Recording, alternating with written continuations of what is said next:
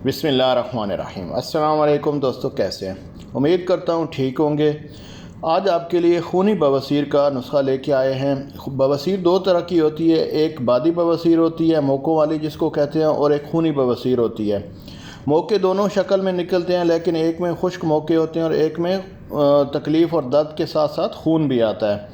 तो इस सूरत में इंसान कहीं बैठने के काबिल नहीं रहता है और तकलीफ़ में रहता है। इसकी मेन वजह तो आंतों का प्रॉब्लम है और खुश्की है और कब्ज़ है। तो इसके अलावा इसकी एक और दवा जो जिसकी वजह से इसको कंट्रोल किया जा सकता है, खून आने को बंद किया जा सकता है, इस खूनी बवासीर को बिल्कुल ख़त्म किया जा सकता है। तो उसके लिए आज आपको एक नुस्खा आपके साथ शेयर कर रहा हूँ। इसको आपने पिंसार से तमाम चीज़ें लेके ख़ुद बना लेना है। अगर आपके घर में किसी को प्रॉब्लम है तो उसको बना के दें, या किसी दोस्त को, रिश्तेदार को प्रॉब्लम है तो उसके साथ शेयर ज़रूर करें। तो उसके लिए आपको अज्जा बताता हूँ, आपने अज्जा नोट कर लेने हैं। तो सबसे पहली चीज़ जो आपको चाहिए होगी, नर कचूर चाहिए होगी 50 ग्राम। मगज़ करंजवा ये आपको चाहिए होगा 50 ग्राम, यानी करंजवा के बीज के अंदर उसको तोड़ें तो उसके अंदर से उसका मगज़ निकलता है, वो वाला।